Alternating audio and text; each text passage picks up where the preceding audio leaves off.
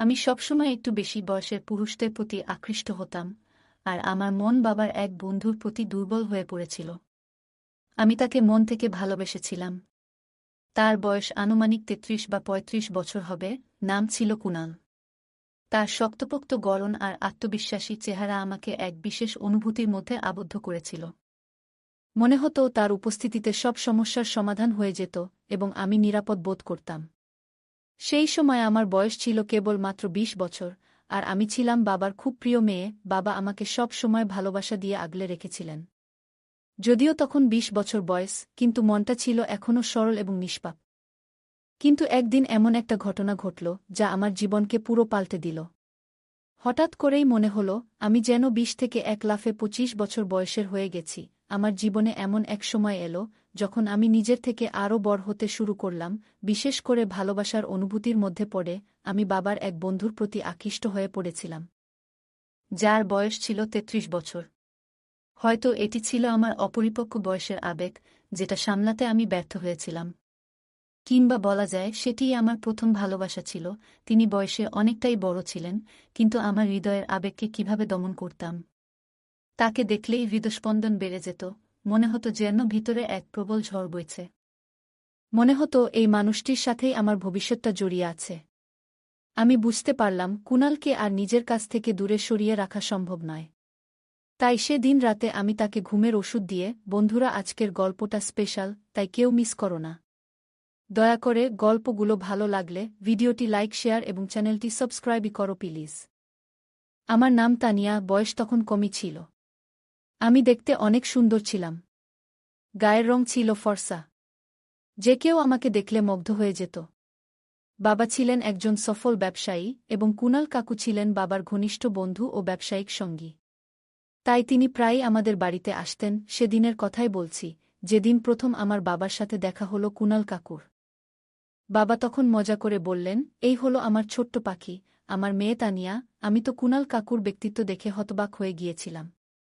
কোথাও থেকেই তিনি আমার বাবার সমবয়সী বলে মনে হচ্ছিলেন না। বাবার বয়স ছিল প্রায় ৪০-৪২, আর কুনাল কাকুর বয়সও তেমনই হওয়া উচিত ছিল, কিন্তু তিনি তার বয়সের তুলনায় অনেক ছোট দেখাচ্ছিলেন। তার সুঠাম গড়ন দেখে আমি বিস্ময়ে তাকিয়েই রইলাম। বাবা বললেন, তানিয়া, কাকুকে নমস্কার করো। আমি নমস্কার করেছিলাম, কিন্তু তাকে কাকু বলতে পারিনি। আসলে কিছুই বলতে পারছিলাম না, শুধু চুপচাপ তাকিয়েই রইলাম। তখন তিনি মুচকি হেসে বললেন, তানিয়া, কি হলো? কিছু বলতে চাও কি? আমি কি বলবো বুঝতে পারছিলাম না, কিন্তু তার মেয়ে বলা আমার মনে কেমন যেন লাগল। কেন জানি না, তার মুখ থেকে মেয়ে শুনে ভালো লাগছিল না। সেদিন আমি চুপচাপ ঘরে চলে গিয়েছিলাম। কিন্তু সেই দিন থেকেই কুনাল কাকুর প্রতি আমার একটা অন্যরকম অনুভূতি কাজ করতে শুরু করেছিল। তিনি এমন একজন আকর্ষণীয় মানুষ ছিলেন যাকে দেখে তরুণরাও লজ্জা পেত। এরপর থেকে আমার দিনরাত তার কথা ভাবতে থাকলাম। আমি প্রায়ই দেখতাম, কখনো কুনাল কাকু আমাদের বাড়িতে আসতেন, আবার কখনো বাবার সাথে অফিসে আমি যাওয়ার বায়না করতাম, যাতে তার সাথে দেখা হয়। নিজের এই অনুভূতির জন্য আমি নিজেই অবাক হতাম। ধীরে ধীরে নিজের প্রতি আরও বেশি মনোযোগ দিতে শুরু করলাম।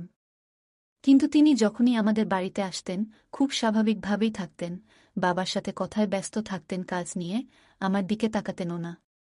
যদিও আমি নানা অজুহাতে তার কাছে যাওয়ার চেষ্টা করতাম, কিন্তু তিনি সবসময় আমার পড়াশোনা নিয়ে কথা বলতেন। তার সেই আচরণ আমার একদমই ভালো লাগত না। তিনি আমাকে ছোট বাচ্চার মতো ট্রিট করতেন।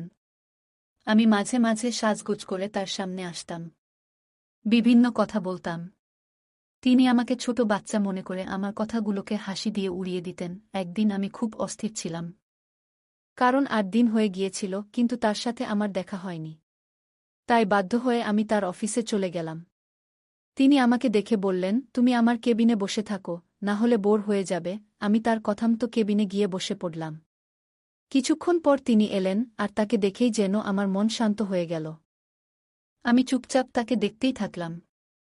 তখন তিনি মুচকি হেসে বললেন, কি হলো তানিয়া, কোনো কাজে এসেছ নাকি? কি জন্য দেখা করতে এলে? কিন্তু আমি তার কোনো প্রশ্নের উত্তর না দিয়ে সরাসরি বললাম, আপনাকে আমার খুব ভালো লাগে। নিজের মনের কথাটা বলে দিলাম। আমি আমার মনের কথা জানিয়ে দিয়েছিলাম, কিন্তু মনে হলো তিনি হয়তো আমার কথার গভীরতা বুঝতে পারেননি। তিনি শুধু হেসে বললেন, তুমিও আমাকে খুব ভালো লাগো, তুমি খুব মিষ্টি, কথায় বলে মানুষের ভাষার চেয়ে তার ভঙ্গিমা অনেক কিছু বলে দেয়া। তখনই বুঝতে পেরেছিলাম তিনি আমার মনের কথা বুঝতে পারেননি এবং তার বলা কথাগুলিও কেবল আদরের ছিল, ভালোবাসার নয়। হয়তো তিনি আমাকে ছোট একটি মেয়ের মতোই দেখছিলেন, কিন্তু এই ছোট্ট মেয়েটি তার ভালোবাসায় পুরোপুরি মগ্ন হয়ে পড়েছিল। আমি তাকে বোঝাতে পারছিলাম না যে আমি তাকে কতটা ভালোবাসি, আমি যেন কোনো কিছুতেই আর পিছপা হতে চাইছিলাম না। একদিন এই কথা আমি আমার বাবার সাথে শেয়ার করলাম, কারণ বাবাই ছিলেন আমার জীবনে একমাত্র ভরসা। আমার মা বহু আগেই মারা গিয়েছিলেন, আমি বাবার একমাত্র মেয়ে ছিলাম, আর আজ পর্যন্ত তিনি আমার কোনো কথাই না করেননি। আমি যা চেয়েছি তিনি সবই করে দিয়েছেন। এমনকি আমি যদি আকাশের চাঁদও চাইতাম, মনে হয় সেটাও এনে দিতেন। কিন্তু সেদিন যখন আমি বাবাকে বললাম, বাবা, আমি আপনার বন্ধু কুনালকে পছন্দ করি এবং আমি তাকে বিয়ে করতে চাই, বাবার মুখ দেখে মনে হল তিনি যেন অবাক হয়ে গেলেন। বিশ্বাস করতে পারছিলেন না যে আমি এমন কিছু বলেছি। আমার কথায় তিনি রেগে গিয়ে বললেন, তুমি কি মজা করছ? আমি জবাব দিলাম, না বাবা, আমি কোনো মজা করছি না। আমি সত্যিই কুনালের সাথে বিয়ে করতে চাই এবং তার সাথে সংসার করতে চাই। আমার এই কথা শুনে বাবা হতবাক হয়ে গেলেন, কারণ তার জীবনে আমি ছাড়া আর কেউ ছিল না। তিনি সবকিছুই আমার জন্য করতেন। যখন আপনার নিজের সন্তান এমন কিছু বলে যে সে তার জীবন শেষ করে দেবে, তখন একজন পিতার মন কিভাবে ভেঙে যায় তা আপনি কল্পনা করতে পারেন। তবুও বাবা আমাকে বোঝানোর চেষ্টা করলেন। তার মনে হল হয়তো এটা আমার মাথায় সাময়িক একটা বাতিক, আমি আসলে এমন কিছু করব না। কিন্তু যখন আমি 2-3 দিন ধরে কিছু খাইনি, তখন একদিন আমি অজ্ঞান হয়ে গেলাম। বাবা তাড়াতাড়ি আমাকে ডাক্তার দেখাতে নিয়ে গেলেন। ডাক্তার বললেন, আপনার মেয়ের অবস্থা গুরুতর হতে পারে। আপনি কেন ওকে খাওয়াতে দিচ্ছেন না? তাকে খাওয়ানোর ব্যবস্থা করুন। এই কথা শোনার পর আমার বাবা খুবই চিন্তিত হয়ে পড়লেন এবং বুঝতে পারলেন যে ব্যাপারটা আসলেই গুরুতর। তিনি আমাকে একবার ভালো করে বোঝালেন, আরেকবার রাগ দেখিয়ে বললেন, তুমি যা সিদ্ধান্ত নিয়েছ সেটা একদমই ঠিক নয়। তোমার কি হয়েছে? কেন তুমি এত দূর পর্যন্ত পাগলামি করে ফেলছ? তোমার বয়স এখনও এসব বিষয়ের জন্য নয়। তুমি মাত্র 20 বছরের, আর এর মধ্যেই তুমি এসব ভালোবাসার বিষয়ে চিন্তা করতে শুরু করে দিয়েছ। বাবা আরও বললেন, ঠিক আছে, যদি তোমার বয়সের কারো কথা বলতে, তাহলে একটা কথা ছিল। কিন্তু তুমি যাকে নিয়ে কথা বলছ সে কুনাল, যার বয়স 33 বা 35 বছরের মতো। তার বয়স তোমার থেকে দ্বিগুণেরও বেশি। বাবা আমাকে বোঝাতে শুরু করলেন, কুনালের বয়স তোমার থেকে অনেক বেশি। তুমি কখনোই তার সঙ্গে সুখী হতে পারবে না। আমার তো মনে হচ্ছে তুমি একদম পাগল হয়ে গেছ।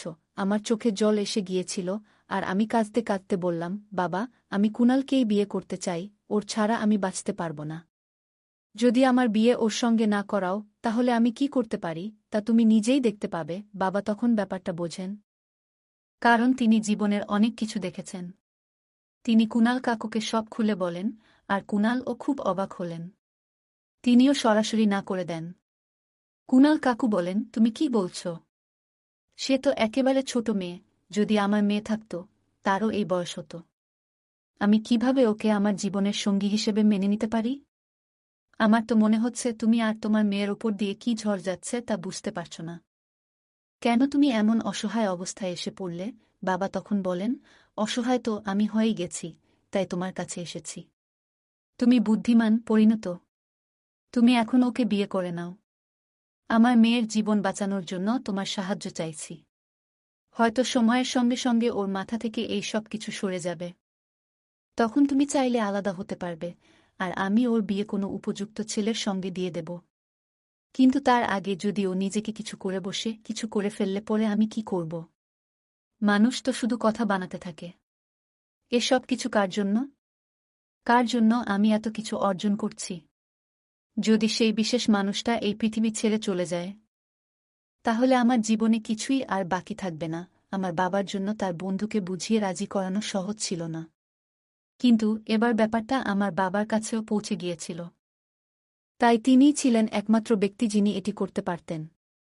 যাই হোক, কোনোভাবে আমার বাবা সেই বন্ধুকে রাজি করাতে সক্ষম হয়েছিলেন। সম্ভবত সেই বন্ধুটিও ভেবেছিল, যদি তার অস্বীকারে আমি বড় কোনো ভুল করে বসি, তাহলে সারা জীবন সে নিজেকে দোষী মনে করবে। কারণ তার জন্যই কারো জীবন শেষ হয়ে যেত।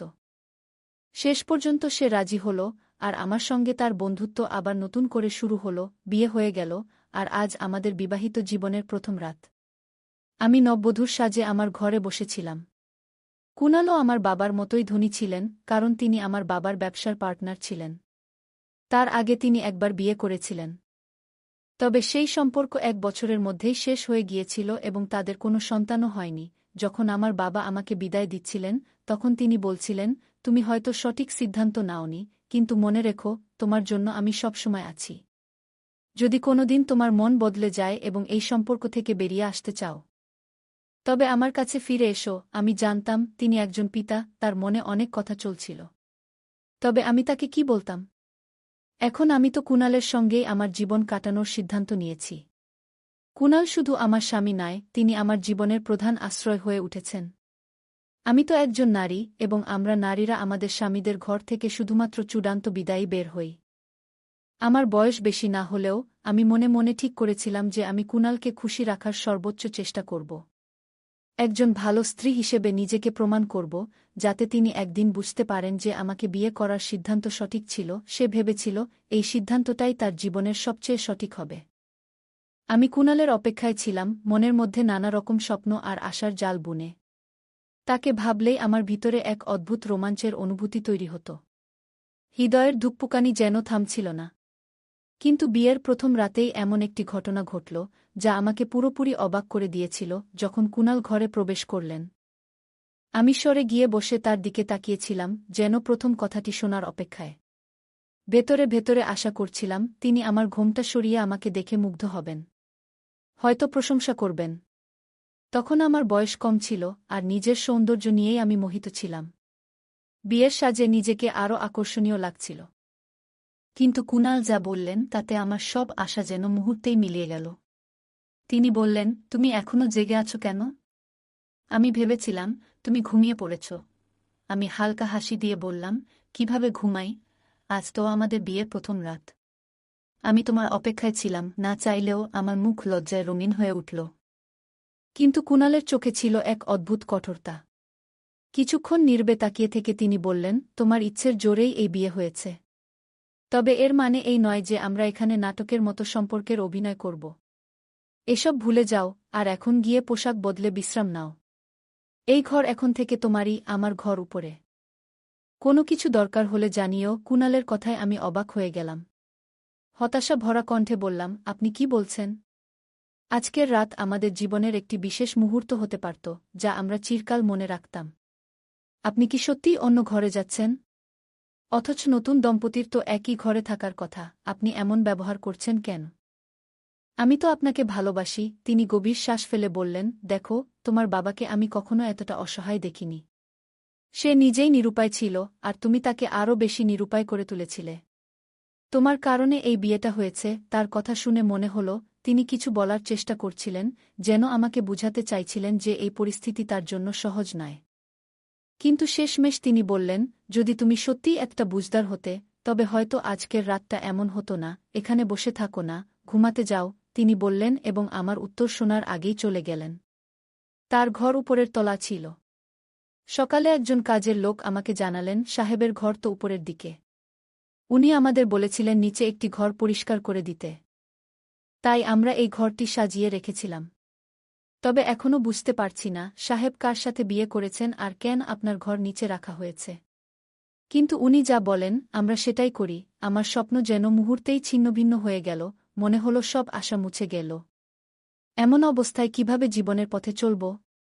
কিন্তু বাবাকে তো সব কিছু বলা সম্ভব নয়। কিছু কথা শুধু স্বামী স্ত্রীর মধ্যেই সীমাবদ্ধ থাকা উচিত। তাই তাকে কিছুই জানাইনি, বরং এমনভাবে আচরণ করলাম যেন আমি খুবই সুখী। বাইরে থেকে সবাই মনে করল আমি খুশি, কিন্তু বাস্তবের সেই গল্প অন্যরকম। আমি সব সময় ভাবতাম আজ না হয় কাল আমি তাকে নিজের করেই পাব। কারণ হয়তো সে আমাকে এখনো ছোট বাচ্চা মনে করে আছে। কারণ আমার বয়স তার থেকে অনেক কম বলে হয়তো এমনটা সে ভাবছে। আমার একজন বান্ধবী ছিল যে অনেক আগে থেকেই বিবাহিত। আমি তাকে আমার সব কথা বললাম। সে হেসে বলল, আচ্ছা, তোমাকে তো একটু গাইড করতেই হবে। শোনো, নিজেকে একটু বেশি আত্মবিশ্বাসী এবং পরিণতভাবে উপস্থাপন করো। সবসময় সালোয়ার কামিজ পরে থেকো না, মাঝে মাঝে শাড়ি পরে স্বামীর সামনে যাও। দেখবে পরিবর্তন আসবে। আর হালকা সাজগোজ করতে ভুলবে না, তাতে পরিস্থিতি অনেক ভালো হবে। তোমাকে একটু পরিণতভাবে নিজেকে উপস্থাপন করতে হবে। আর কথা বলার সময় আরও স্বচ্ছন্দভাবে কথা বলো। চুলটা খোপা করে বাঁধো, যেন তোমাকে পরিণত দেখায়। সে এখনও তোমাকে ছোট ভাবছে, তাই এমন আচরণ করছে। কিন্তু তোমাকে বুঝিয়ে দিতে হবে যে তুমি আর ছোট নেই। বান্ধবীর কথাগুলো শুনে মনে হলো সে সঠিক বলেছে। যেমন কিছু ক্ষেত্রে স্বামীরা বয়সে বড় হলে নিজেদের আকর্ষণীয় রাখতে চুলে রং করে, তেমনি আমিও বয়সে তরুণী হলেও নিজেকে কিছুটা পরিণতভাবে উপস্থাপন করা উচিত, যাতে সম্পর্কের ভারসাম্য বজায় থাকে। বান্ধবীর পরামর্শ মেনে আমি শপিংয়ে গেলাম, সুন্দর কিছু শাড়ি কিনলাম। সন্ধ্যায় নিজেকে সাজিয়ে গুছিয়ে রান্না করে স্বামীর অপেক্ষায় বসে থাকলাম। তিনি ঘরে ঢুকতেই আমার মুখে এক মৃদু হাসি ফুটে উঠল। আমি বললাম, শুনুন, খাবার তৈরি আছে, আপনি হাতমুখ ধুয়ে নিন, তারপর আসুন, এসে খেতে বসুন। আমার এই কথায় তিনি কিছুটা বিস্মিত হয়েছিলেন। তার মুখে এক অদ্ভুত অভিব্যক্তি ফুটে উঠছিল। তিনি নিজের পকেট থেকে একটি চকোলেট বের করে আমার হাতে দিলেন, আর তারপর হাসতে শুরু করলেন। তিনি বললেন, বড় বড় কথা বললেই কেউ বড় হয়ে যায় না। তুমি কথায় অনেক বড় বড় কথা বলো, এখন কাজেও কিছুটা বড় হতে শিখেছ। তবে এটা ভুলো না, আমার কাছে তুমি এখনও সেই ছোট্ট মেয়েটিই আছো। আমি চকোলেটটি হাতে নিয়ে তার দিকে তাকিয়ে রইলাম, আর মনে মনে ভাবলাম, জীবনটা আসলে এমনই, যতই বড় হই না কেন। প্রিয়জনের কাছে আমরা সবসময় ছোট থেকে যাই। আমি কান্নায় ভেঙে পড়লাম, বুক ফেটে কাঁদতে শুরু করলাম। নিজের ঘরে এসে তাড়াতাড়ি চুলের খোপা খুলে দিলাম, শাড়িটাও বদলে ফেললাম। আয়নার সামনে দাঁড়িয়ে নিজেকে দেখতে লাগলাম আর ভাবছিলাম, ভালোবাসা কি সত্যিই এত বড় অপরাধ? সবাই তো বলে ভালোবাসা বয়সের হিসাব করে না, তাহলে আমি কি এমন ভুল করলাম যে এই মানুষটি আমার সাথে এমন আচরণ করছে? এই কষ্টের কথা কারো সাথে শেয়ার করতে পারছিলাম না, মনে হচ্ছিল আমি গভীর সমস্যায় পড়ে গেছি। নিজেকে নিয়ে কি করব সেটাই বুঝতে পারছিলাম না। একদিন তো সীমা ছাড়িয়ে গেল। আমি শুনতে পেলাম তিনি কারো সাথে ফোনে কথা বলছিলেন, আর সেই কথায় আমার নাম উঠে আসছিল। তিনি বলছিলেন, পুরোদমে শিশু মনে হয়, এমন কিছু কথা যা আমার আত্মবিশ্বাসকে ভেঙে দিচ্ছিল। সে তো একদম ছোট মেয়ের মতো আচরণ করে, তার চিন্তাভাবনাও শিশুর মতো। আমি কিভাবে তাকে আমার স্ত্রী হিসেবে মেনে নেব? এটা সবই তার বাবার জোরাজুরির ফল। না হলে আমি তার মেয়ের সাথে বিয়ে করতাম না। তার বাবা যদি আমার সাথে ব্যবসায়িক অংশীদারিত্ব ভেঙে দিত, তাহলে আমাদের নতুন প্রকল্প বন্ধ হয়ে যেত। তাই বাধ্য হয়ে আমাকে এই বিয়ে করতে হয়েছে। নিজের ইচ্ছেতে নয়, বরং পরিস্থিতির চাপে পড়ে এই সব কিছু করতে হলো। এই কথাগুলো শুনে আমার মনে হল, তার বিয়ে করার কারণ ভালোবাসা নয়, বরং ব্যবসায়িক স্বার্থ ছিল। সে আমার বাবার সাথে নতুন ব্যবসায় শুরু করতে চেয়েছিল, তাই আমাকে বিয়ে করার সিদ্ধান্ত নিয়েছিল। আমার জন্য সে শুধু এক ধরনের দায়িত্ব মনে করত, একটি প্রয়োজনের মতো, যা তাকে পূরণ করতে হয়েছিল। বলা হয়, যখন আপনি যার সাথে ভালোবাসা করেন, তার সম্পর্কে খারাপ কিছু শুনেও আপনার ভালোবাসা শেষ হয় না। আমার ক্ষেত্রেও তাই হলো, ভালোবাসা মুছে যায়নি, কিন্তু বাস্তবতা সম্পর্কে আমার চোখ খুলে গিয়েছিল। আমি বুঝতে পেরেছিলাম, এই মানুষটি যেমন বাইরে থেকে দেখায়, ভিতরে তেমন নয়। সে আমার বাবাকে বলেছিল, আমি তোমার মেয়ের জীবন বাঁচানোর জন্যই তাকে বিয়ে করছি। না হলে তুমি নিজেই বলেছিলে যে সে নিজের ক্ষতি করতে পারে। কিন্তু আমার জন্য এটি একটি কঠিন সিদ্ধান্ত। আমার বাবা তখন তাকে প্রতিশ্রুতি দিয়েছিলেন, আমি সারা জীবন তোমার পাশে থাকব। সে আমার বাবাকে তার ঋণের ভারে চাপা দিতে চেয়েছিল, যেন বাবাকে তার দয়া দেখিয়ে যে কোনো সিদ্ধান্ত সহজেই মেনে নিতে বাধ্য করতে পারে। কিছুদিন পরেই আমি বুঝতে পারলাম যে নতুন ব্যবসায় সে নিজেকে ৭৫% মালিক বানিয়ে নিয়েছে এবং আমার বাবাকে মাত্র ২৫% দিয়েছে। কারণ হিসেবে বলেছে, এখন তো আমি তোমার জামাই, এটা ঘরের ব্যাপার। আমার হৃদয় তখনও কুণালের প্রতি ভালোবাসা ছিল, কিন্তু আমি বুঝতে পারছিলাম যে আমার ভালোবাসাকে এখন একটা সিদ্ধান্ত নিতে হবে। আমি সেই সিদ্ধান্ত নিয়েছিলাম, সেটা এমন ছিল যে যদি এখনই সবাইকে বলি, তবে সবাই অবাক হয়ে যাবে। একদিন আমি তার সামনে গিয়ে বসলাম এবং বললাম, আপনি কি সত্যিই আমাকে স্ত্রী হিসেবে মেনে নিতে রাজি আছেন? সে তো ব্যবসার লোক। আমার সুরেও যেন ব্যবসার ছাপ ছিল। সে হেসে বলল, এই প্রশ্নের উত্তর আমি কি দেয়ালে লিখে দেব? তুমি কি জানো না, এখন চলে যাও, যা খুশি করো, কিন্তু আমার জীবনের সাথে তোমার খেলা সম্ভব নয়। আমি বললাম, আমি আপনাকে একটি সুযোগ দিতে চাই। সে তখন বলল, সুযোগ? আমাদের সম্পর্কটা শুধু বাধ্যতার উপর দাঁড়িয়ে আছে, এর বেশি কিছু নয়, এবং কখনো হবে না। হয়তো তোমার মনে হয় আমি তোমার পছন্দের লোক হতে পারি, কিন্তু তোমার বয়স এখনও অনেক কম। তুমি কি ভাবো যে যদি তুমি কারো প্রতি ভালোবাসা অনুভব করো তবে সে তোমার প্রতি একইভাবে ভালোবাসা অনুভব করবে? এমন কোনো নিয়ম নেই যে সবাই তোমাকে ভালোবাসবেই। তুমি তোমার বাবাকে মানসিকভাবে চাপে ফেলেছিলে আর তিনি আমাকে চাপে ফেলেছেন। এভাবেই তুমি আমার জীবনে ঢুকেছ। কিন্তু তুমি কখনোই আমাকে জয় করতে পারবে না। আমি তোমাকে কখনো স্ত্রী হিসেবে গ্রহণ করব না। আর তোমাকে এটুকুই বলবো যে তোমার মনে এমন কোনো কল্পনা আনো না। তোমার মতো মানুষ আমি অনেক দেখেছি। আমি যখন চাই, যার সঙ্গে ইচ্ছা সম্পর্ক রাখতে পারি। তুমি কি মনে করো আমার জীবনে মেয়েদের অভাব আছে? তার এমন কঠোর কথা শুনে আমার মন ভেঙে গেল। চোখ থেকে অশ্রু ঝরছিল। হয়তো আমার ভালোবাসাই দুর্বল। যদি আমার ভালোবাসা শক্তিশালী হতো তবে আজ তুমি আমার পাশে থাকতে। সে বলল, তুমি যে ভাবনা নিয়ে আছো এগুলো হয়তো কোনো সাধারণ গল্পের বই থেকে পড়েছ। কিন্তু বাস্তব জীবন এমন নয়। আমার আর তোমার বয়সের পার্থক্য বোঝো আর বাবার বাড়িতে ফিরে যাওয়ার প্রস্তুতি নাও। নইলে তোমার পুরো জীবন এই বাড়িতে এমনই কাটবে। তুমি এখনও তরুণ, তোমার জীবন নষ্ট করো না। সেই রাতে আমি অনেক কেঁদেছিলাম, এতটাই যে মনে হচ্ছিল যেন শেষবারের মতো কাঁদছি। এরপর যেন আর এক ফোঁটা কান্নার শক্তিও থাকবে না। মনটা খুব অশান্ত ছিল। সকাল থেকে রাত হয়ে গেছে কিন্তু কুণালকে একবারও দেখিনি। কোথায় ছিল সে কিছুই জানতাম না। কিছুক্ষণ পরে একজন কর্মচারী এসে জানালো যে কুণালের একটি ভয়াবহ দুর্ঘটনা ঘটেছে আর সে এখন হাসপাতালে। এই খবর শুনে আমার বুকটা একেবারে ধক করে উঠল। আমি সঙ্গে সঙ্গে ছুটে গেলাম এবং গিয়ে দেখলাম ডাক্তার বললেন তার অবস্থা খুবই সংকটজনক। শরীরের অর্ধেকটাই অকার্যকর হয়ে গেছে। পা দুটো এখন আর কাজে আসবে না, সে আর কখনো নিজের পায়ে হাঁটতে পারবে না। ডাক্তার বললেন যে চিকিৎসা করা হলে হয়তো কিছুটা উন্নতি হতে পারে, কিন্তু খুব বেশি আশা নেই। দুর্ঘটনা এতটাই গুরুতর ছিল যে পা দুটোতে খুব বেশি আঘাত লেগেছে। কুণালের অবস্থা দেখে আমি অঝরে কেঁদেছিলাম। কিছুদিন আমি হাসপাতালেই কাটালাম তার সঙ্গে। এরপর আমি তাকে বাড়ি নিয়ে এলাম, আমি নিজেই তার দেখাশোনা শুরু করলাম। আমি দিনরাত তার যত্ন নিতে ব্যস্ত হয়ে পড়লাম। কুণাল আমাকে এক অদ্ভুত দৃষ্টিতে দেখত, কিন্তু কিছু বলত না। আমি তার প্রতি ভালোবাসায় মগ্ন হয়ে গিয়েছিলাম আর দিনরাত এক করে তার সেবায় লেগে থাকতাম।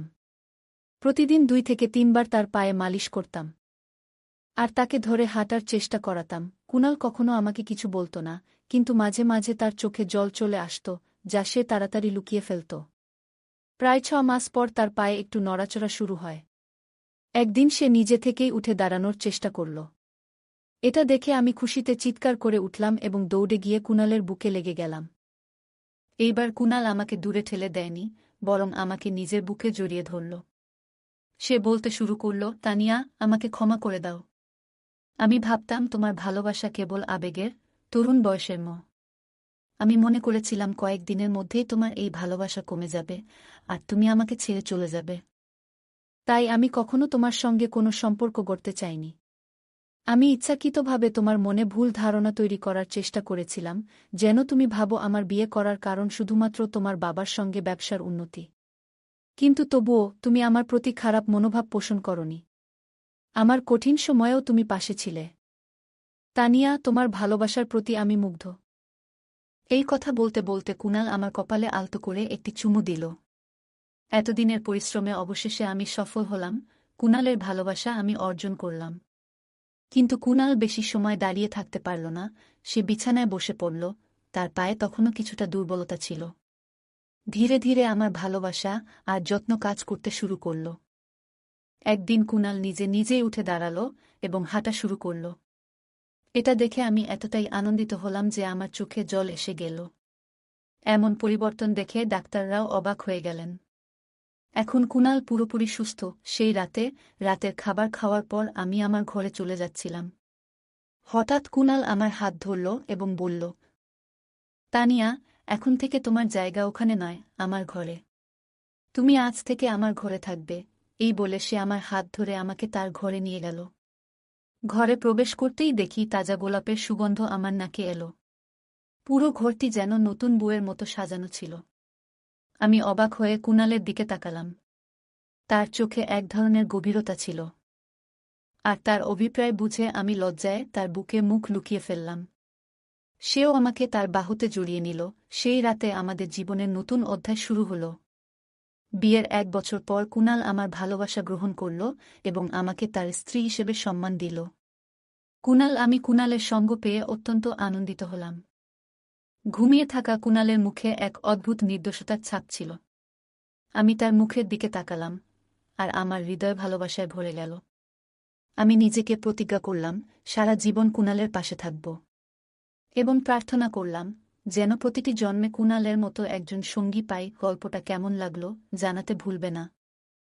আরও মজার মজার রোমান্টিক গল্প শুনতে চাইলে ভিডিওটি লাইক, শেয়ার এবং চ্যানেলটি সাবস্ক্রাইব করতে এবং বেল আইকনটি ক্লিক করতে ভুলবে না। ধন্যবাদ।